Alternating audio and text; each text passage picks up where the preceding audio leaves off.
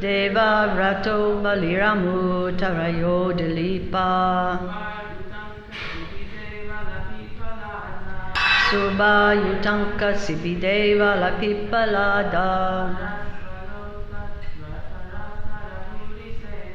Sarasvadova Parasara Burisena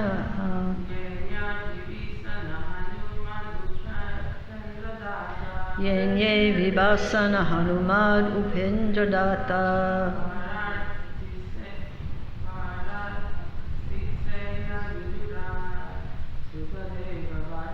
Parta Shishteshana Vidura Sutadeva Varya.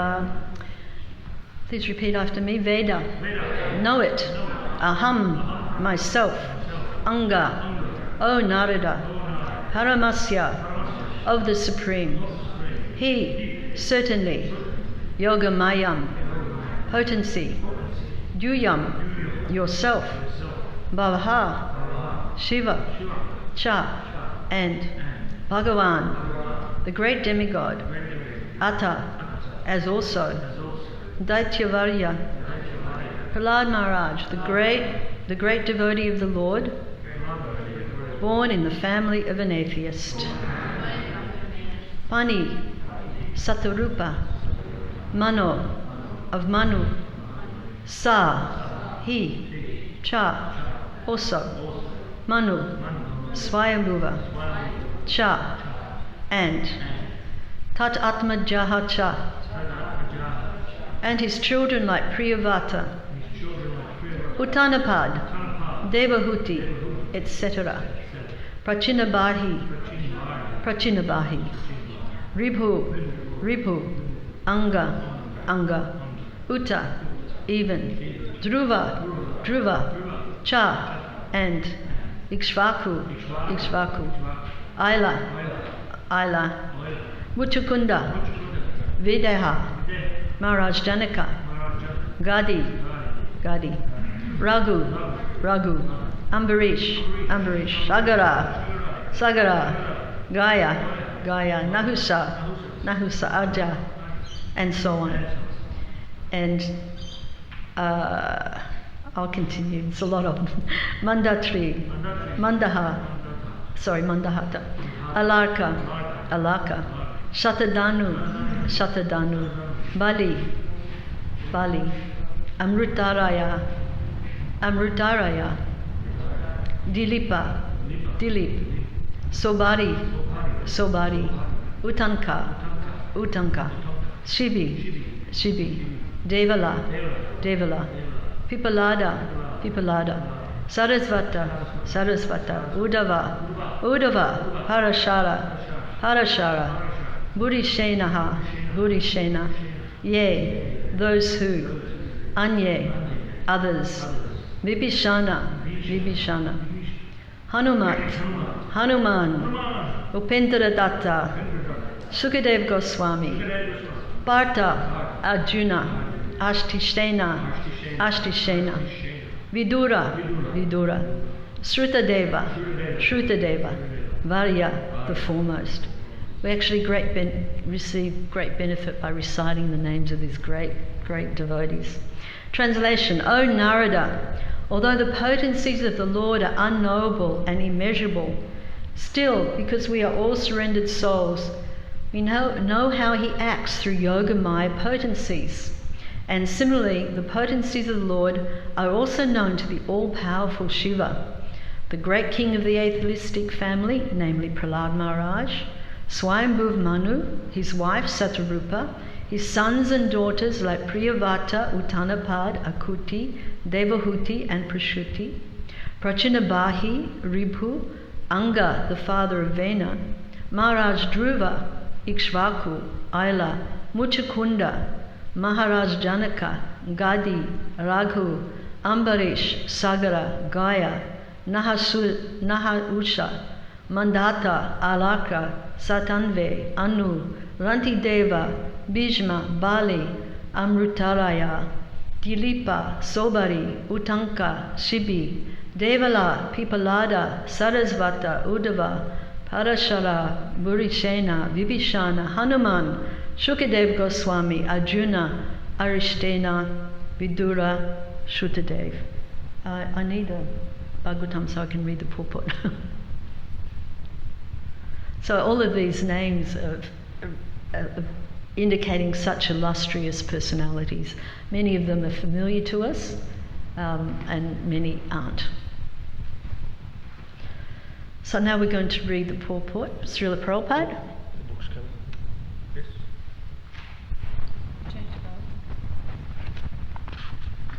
Okay. O Narada, although the potencies... Oh, sorry, that's the translation. All the great devotees of the Lord, as mentioned above, who flourished in the past or present, and all the devotees of the Lord who will ever come in the future, are aware of the different potencies of the Lord, along with the potency of his name, quality, pastimes, entourage, personality, etc. It's really interesting that part there where it's not only devotees in the past or devotees in the present, but also the pure devotees in the future. And how do they know?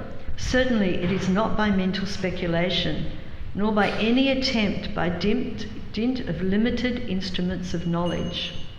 By the limited instruments of knowledge, neither the senses or the material instruments like microscopes and telescopes, one cannot even fully know the Lord's material potencies, which are manifested before our eyes. For example, there are many millions and billions of planets far, far beyond the scientist's calculation. But these are only the manifestations of the Lord's material energy.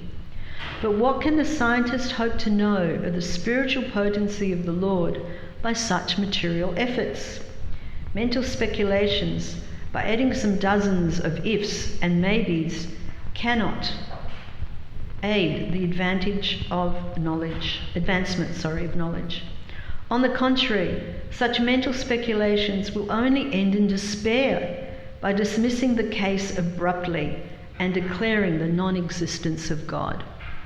If they can't figure it out, then God can't exist. The same person, therefore, ceases to speculate on subjects beyond the jurisdiction of his tiny brain, and as a matter of course, he tries to learn to surrender unto the Supreme Lord, who alone can lead one to the platform of real knowledge. In the Upanishads, it is clearly said that the Supreme Personality of Godhead can never be known simply by working very hard and taxing the good brain. Nor can he know simply by mental speculation and jugglery of words. The Lord is knowable only by one who is a surrendered soul. Here in Brahmaji, the greatest of all material living beings, acknowledges this truth. Therefore, the fruitless spoiling of energy by pursuing the path of experimental knowledge must be given up. One should gain knowledge by surrendering unto the Lord and by acknowledging the authority of the persons mentioned herein. The Lord is unlimited and, by the grace of the Yoga Maya, helps the surrendered soul to know him proportionately with the advance of one's surrender. Jai Srila Prabhupada. So Prabhupada's giving us some main points in this wonderful purport. And he doesn't really touch very much on who these individuals are. So he makes the first point is that all devotees, past, present and future, all the great devotees, they all are aware of the potencies of the Lord. And along with the potency of his name, his paraphernalia, his entourage, his personality and so on.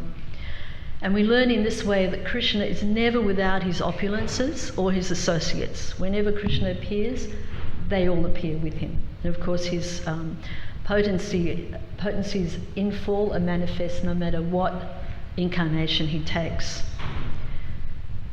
And we also learn that Krishna's happiness is ever expanding. Yet Krishna describes himself as apta kama, one who can fulfill his desires by himself. So Krishna actually doesn't need any of us or any of our service, or even really any of his associates, because he can fulfill his desires just by himself, his apta kama. But of course, Krishna loves to be with his devotees. So he always appears with his associates and his pastimes. And in 2nd Canto, chapter 6, verse 36, Prabhupada describes the Lord's constantly increasing state of happiness. He describes it as the measurement and then the increment. So Krishna's enjoying mood, his spirit of transcendental enjoyment, he measures it and then he wants to increase it. So then he increases it. Once again he measures it and then there's the increment, he increases again. So his pleasure potency is ever expanding and can never be limited or confined. So in a way it's an eternal competition between increment and measurement, increment and measurement. And this is called Anandam Buddhivardhanam, the ocean of happiness that increases. So how can we grasp, without Prabhupada refers here as our tiny experience, how can we grasp Krishna's potencies, his amazing personality, all of the wonderful pastimes that he has? And then the second point that Prabhupada brings up is that it's impossible to understand by mental speculation. We can't figure it. You know, I remember as a young girl, I'd be always trying to figure out what's the absolute truth. And we would have endless conversations with friends. Oh, I think the absolute truth is this, or no, there must be a God, but I think it's just some kind of energy. That was like my favourite take on the absolute truth. No, it's some kind of energy. I had no idea. So Prabhupada explains that, you know, our mental speculation and even scientific instruments, even they're so advanced now, they still can't detect the presence of the soul. So by mental speculation and even these scientific advancements, we can't understand. And then Prabhupada makes two more points, main points. He says that a sane person thereby stops the speculation. He realises his limitations and his lack of ability to understand. And then what does he do? He tries to learn to surrender to God. And we'll talk about that a little bit later on. And then the fourth point Prabhupada makes is that we gain knowledge by this surrender.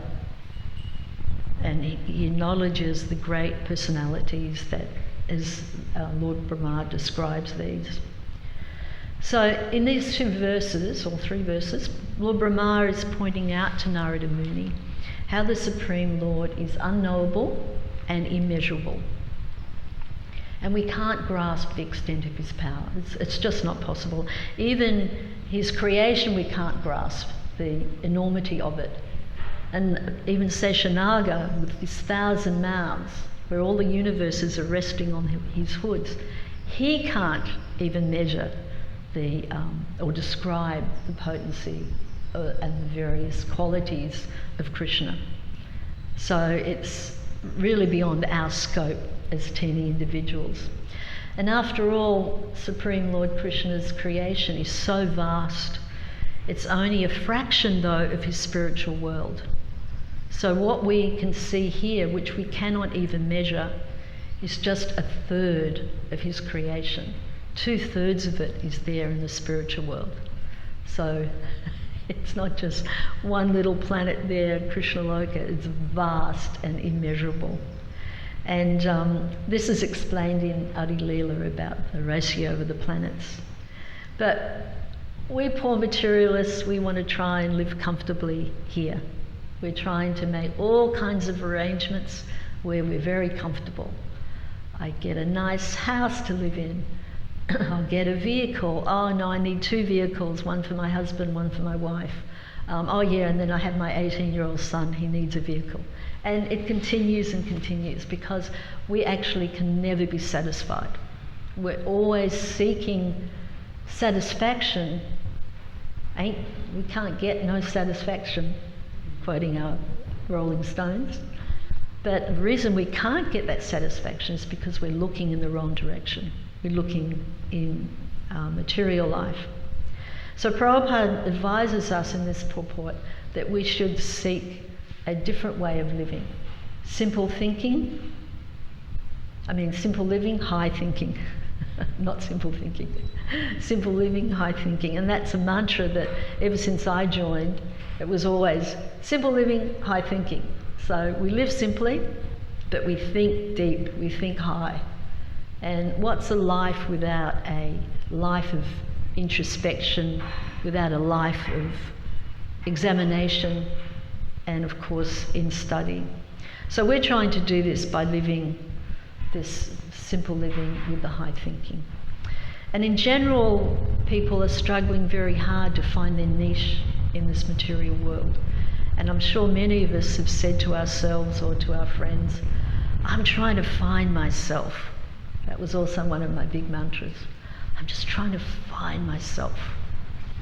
And I explore all kinds of ways trying to find that enigmatic self. What is that self? And then it's even hard finding that little handful of good friends. I heard an interesting comment the other day. A friend was saying, oh, there are my peeps, there are my people, because she saw some of her friends. Oh, there are my people. And that's actually it's a modern parlance to describe friends, my people, my peeps. So let's think about how Prabhupada's actually blessed us with our people. We have a whole society of our people. We may have different likes or dislikes, but we've got this huge unifying bond, which is, what is that? International Society for Krishna Consciousness. It's ISKCON. It's non-different from Prabhupada. So you can go in any temple anywhere in the world and you will have the same program in each temple. The class might be in a different language, might be in Russian or Spanish or whatever, but they will have Mangalarti, we'll have Guru Puja, we'll have class, we'll have Prasadam, and we'll have the association of our people, which translates to really like-minded souls.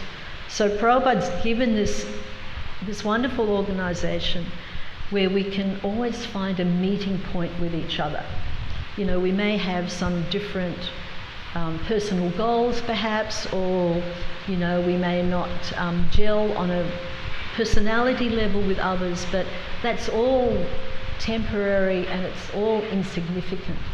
That real binding force is, what is that? It's our love for Prabhupada, our love for Krishna, and our desire to render devotional service. So it's really a shared goal of love, actually, but not mundane material love, but the goal to search for the divine love, which is our natural constitutional position, that I'm eternally the servant of God. And that servitude is a joyful servitude, because no one likes to think, oh, I'm just a servant, except when you're a devotee.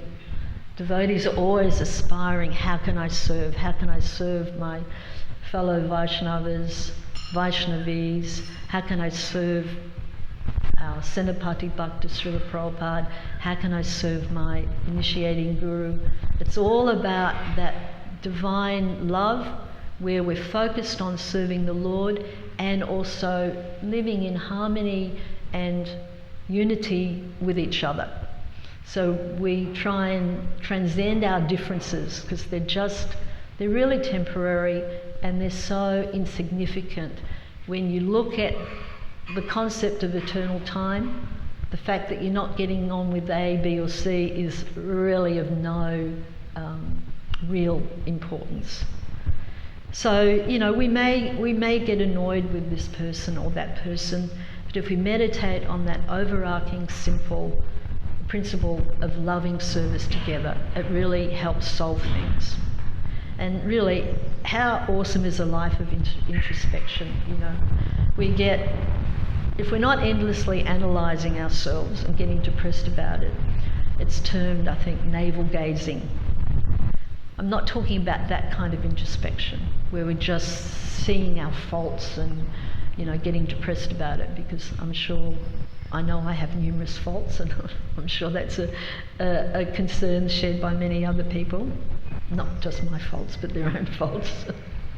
So it's good to take the temperature either at the end of the day or perhaps at the end of the week or the end of the month. Just take your temperature, your spiritual temperature. How have I gone today?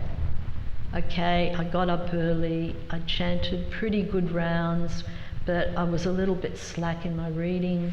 Or at the end of the week and go, oh dear, I only came to Mangalarti twice this week, that's not good enough, lift your game.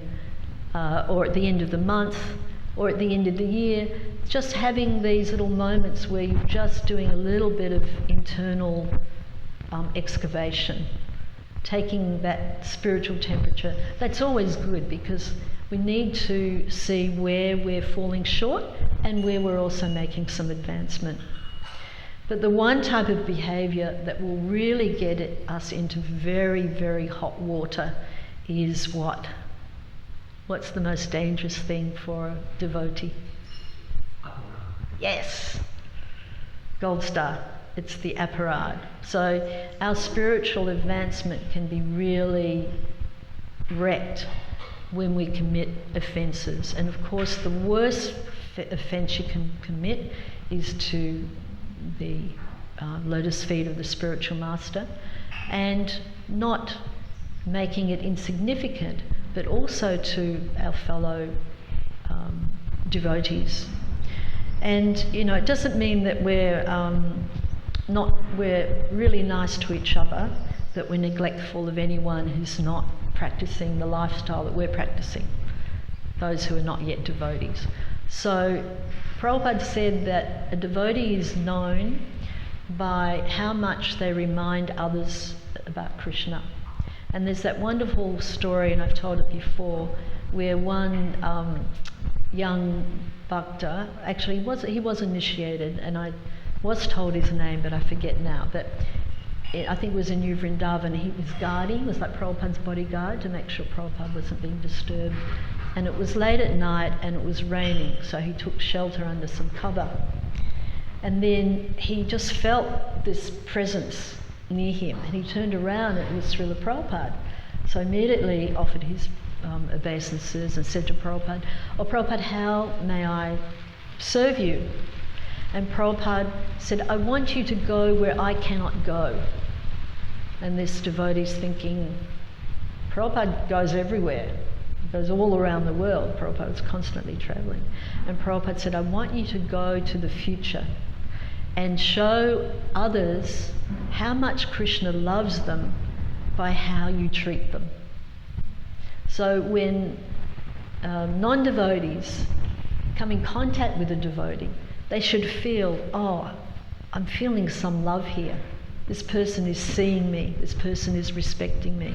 So that's really important in our spiritual life, not to just have that desire to live harmoniously with our brothers and sisters, but also people who aren't practicing a lifestyle, and all living entities.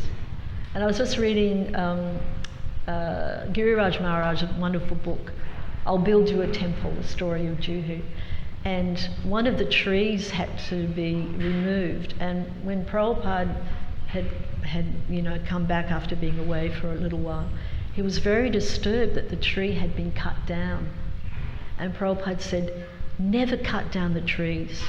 If you have to move a tree, if a tree's in the way of a construction or something, Srila Prabhupada said, just move it. So Prabhupada's love and compassion extended everywhere, to everyone and to all living entities.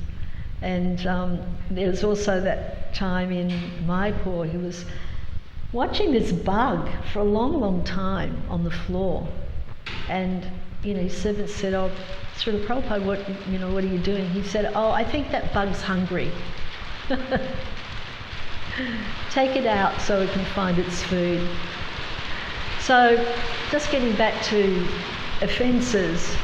So, something that I've learnt in my spiritual life, that if someone has offended us, or we feel that they have offended us, it might be an inadvertent offence, might not be deliberate at all, then it's always and Bhagavata Shri Prabhu was talking about this, about offences on his class on Saturday, about being sensitive to other people.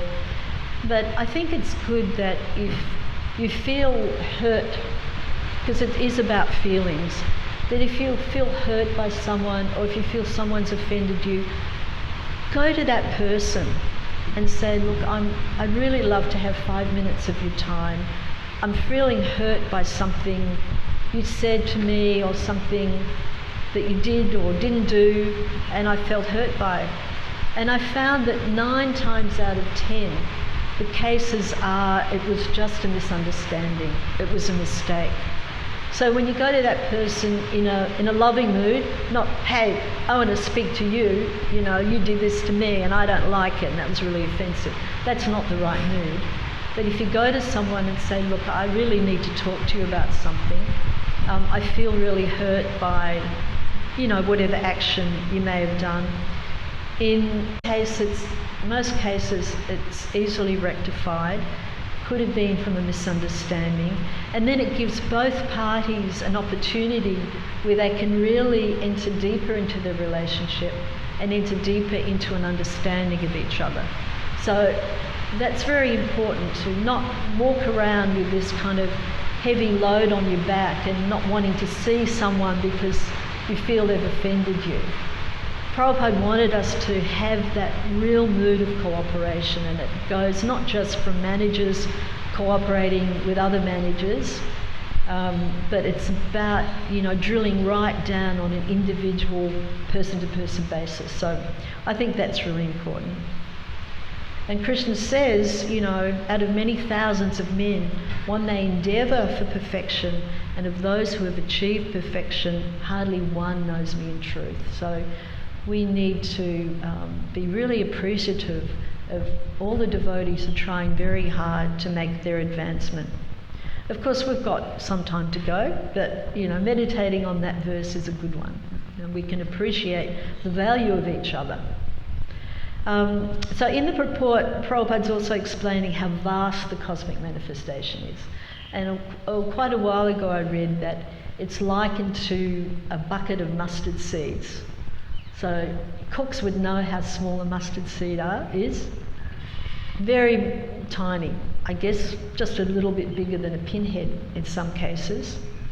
So imagine a big bucket load of those tiny, tiny mustard seeds, and how many would be contained in a bucket. Probably very hard to count exactly. So that's how many planets there are in just one universe. And we can only see a few of the planets, our materialistic scientists. And they just form, all those innumerable universes, they just form a portion of the entire manifestation. So we've got upper, middle, lower planetary systems just in this universe, and even then we don't know how many there are. So just trying to understand the enormity of the creation. How can we understand the enormity of its creator? I mean, Lord Brahma is a creator, but he's the secondary creator. It all comes from Krishna, all expanding from him. So, and we know that Krishna is full of all the 5 wonderful potencies that we know. Who would like to tell me those?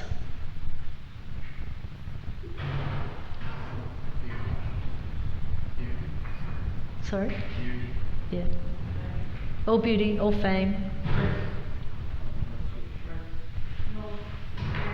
Speak loudly, I can't hear you. All wealth, all strength, all renunciation, all knowledge. We got the 5? Would someone like to turn that board around for me? I've got something written on the back there. So, and Prabhupada's pointing out, don't speculate on trying to understand these processes. We can't, our brains are too tiny. And he warns us or advises us not to travel on the path of experimental knowledge and not try to understand the absolute truth by ascending knowledge, but by descending knowledge.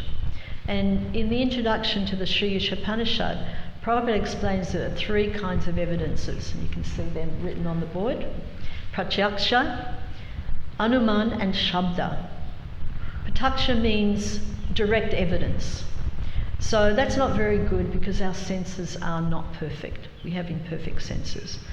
So we're seeing the sun daily. Every day we see the sun. Prabhupada gives the example. And it appears just like a small disc. It doesn't look very big. But actually it's far, far larger than many planets. But from our direct perception with our imperfect senses, it doesn't appear very large. So Prabhupada explains of what value then is seen with our mundane vision. And Prabhupada says, therefore, we have to read books, then we can understand about the sun. So then there's inductive knowledge, which is Anuman. Excuse me. Anuman is hypotheses, and maybe like this, and maybe like that. For instance, Darwin's theory is like that. Maybe this, maybe that, maybe we descended from the apes, maybe we didn't. But that's not science. Prabhupada explains that is a suggestion, and it's also not perfect. So Prabhupada then explains that the third source and the best way of understanding is Shabda, sound, from the authoritative sources.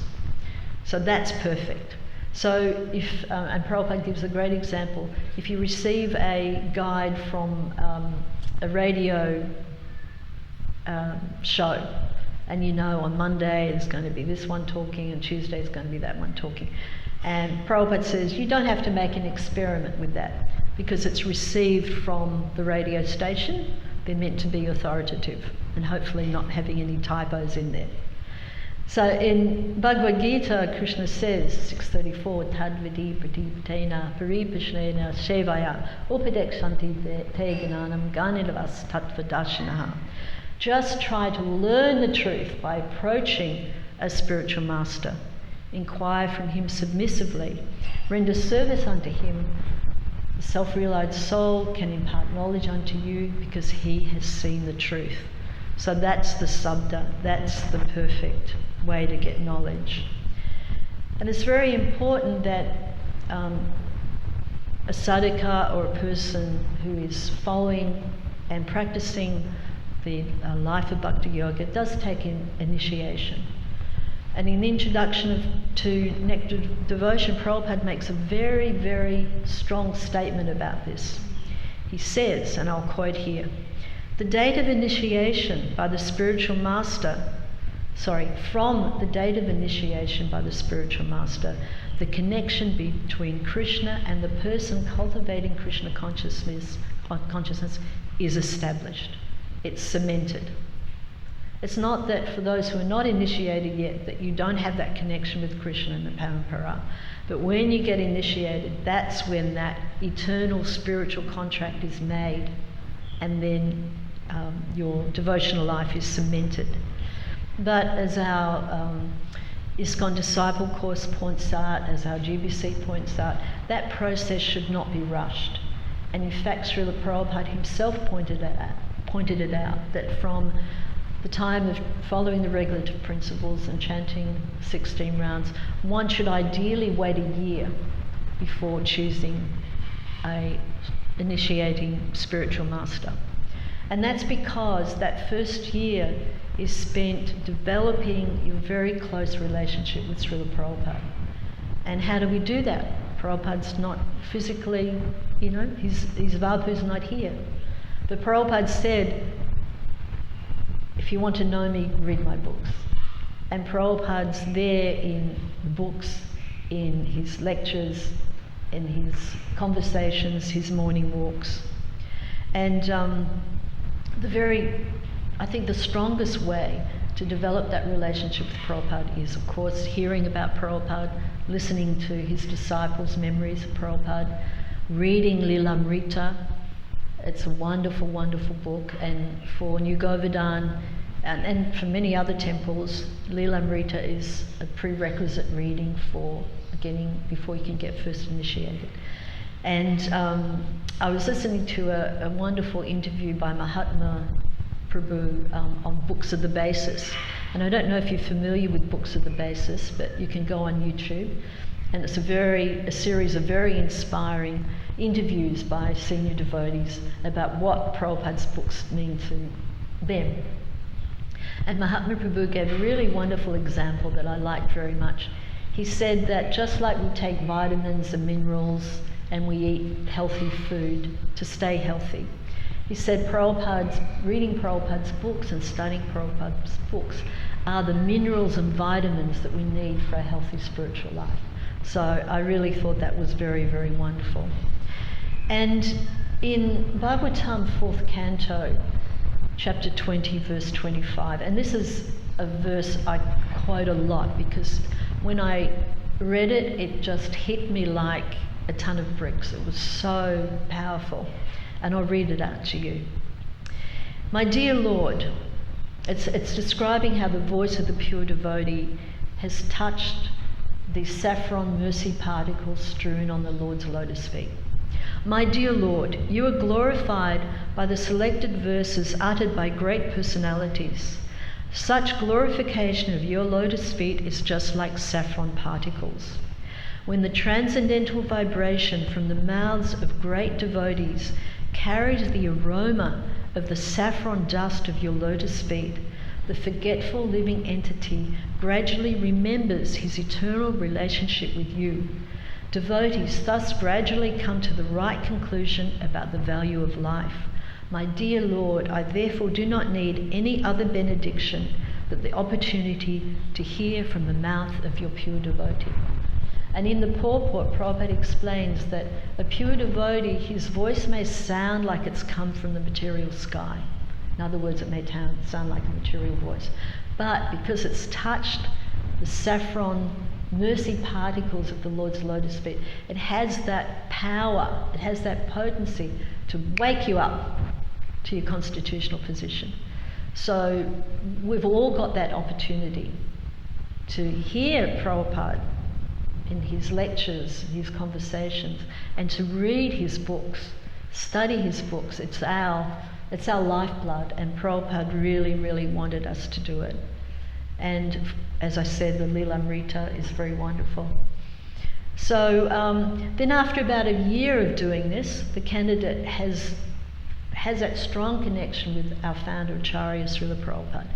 Then they can start listening to lectures of other gurus. I don't mean when a visiting guru comes here that you don't listen to the lectures. No, of course not, you do. But you focus on Srila Prabhupada first. And then after some time, then you can start listening to, in seriousness, start listening to other lectures by ISKCON's living gurus. And then because it's not a material process, it says in, by the mercy of Krishna, one gets Guru, by the mercy of Guru, one gets Krishna. Then Krishna sees the sincerity in the heart of the candidate, and that right person that right Guru will connect with you, resonate with you. And we have a particular process at New Govardhana, like many, many other temples, for initiation first and second. So anyone who doesn't know about that and you're interested, you're at the stage where you're getting first initiated or second, please come to me. I can step you through it and give you our documents. So, and we understand with the Guru Sadhu Sastra, there's always the check and balances. We hear from other senior devotees. So the society Prabhupada's created for us is a wonderful, wonderful, living, evolving, powerful institution.